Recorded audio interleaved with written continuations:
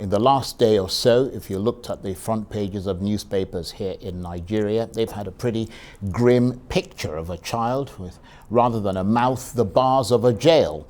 Information blackout is the headline, and it's a protest by the country's newspapers and broadcast media at two proposed controversial press and media bills. They're called the NPC and NBC Media Act Amendment Bills. The Nigerian Union of Journalists, the Guild of Editors, and the Newspaper Proprietors Association of Nigeria all believe the amendments are designed to monitor and control what they publish or broadcast, which they say infringes on the society's right to know and to be heard. And with me in the studio, the chairman of the Nigerian Union of Journalists in Abuja, Emmanuel Ogbeche. Thank you very much indeed for coming in. Thank you, Charles, for this opportunity. Just from your point of view and your analysis, what's at stake here? Why are these two bills being fought against with such ferocity by members of the media? Well, what is at stake here is accountability and responsibility of government to citizens. This isn't just about the media. It is about the right of Nigerians to have a voice, the right of Nigerians to demand that what is proper, what is democratic, what is not in tandem with the rule of law should be done. Those are exactly the sentiments. Because what this bill seeks, these bills, amendments to this act seek to do is to take the power of Nigerians to know and to ask questions. And it's surprising that a government is investing so enormous energy and resources in amending this act when we have soaring inflation. It is almost 19 to 20% as we speak. Incomes are stagnated. There is high rate of crime and banditry. General insecurity. Charles, that should be the norm. Yeah, but the government isn't saying that it's not looking at those issues. It just says that it also has the responsibility to look at a range of issues, not just, obviously the more pressing issues have to be looked at. But the bottom line is that that's not necessarily an argument to say, well, you ought to be focusing on this rather than looking at other. All parts of society need to be regular. Absolutely, yeah, absolutely. But let me ask you this. There's been a lot of noise made. If you look behind, you see all these newspapers, all of them with the same headline. This is a preemptive move on the part of the media to do what? To stop these bills going through the National Assembly, or to remove some offending clauses and then let them continue their passage through Parliament? Well, this advocacy the media has undertaken isn't just to have the amendments done. It is to throw out those amendment bills entirely. There is no reason for those bills, for those amendments to have been proposed. There has been a fixation of this government with regulating the media, whether social media and traditional media now. And that fixation seems to stem from a very suspicious motive. You understand? To strangulate and to gag Nigerians from having a voice. So it isn't just about the amendment. If it were simply about the amendments, we could insist, okay, there are obnoxious provisions or clauses in those bills, take them out, and let's give you what we think should be there. But that isn't it.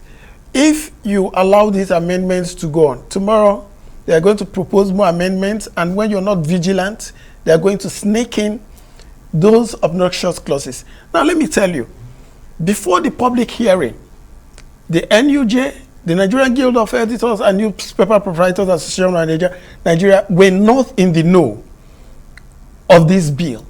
The invitation came barely 24 hours to the hearing. If it is that transparent, you won't be hiding under a couch.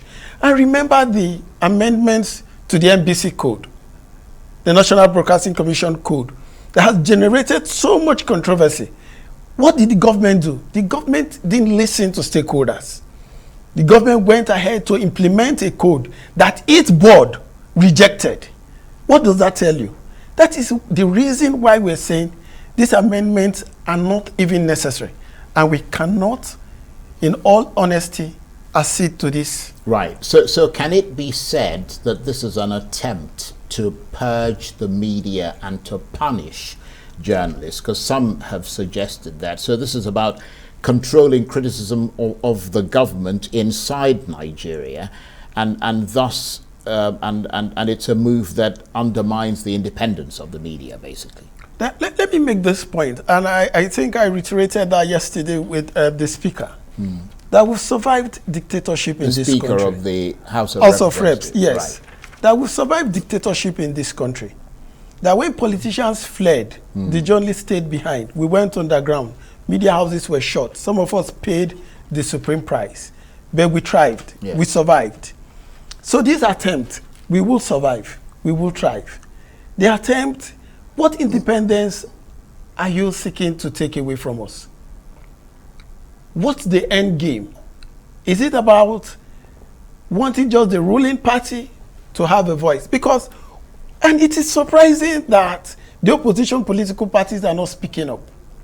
What will simply mean is that most of them that are presently owning newspaper houses and media organizations will be unable to do so because they won't have the opportunity to speak their truth, to state the facts.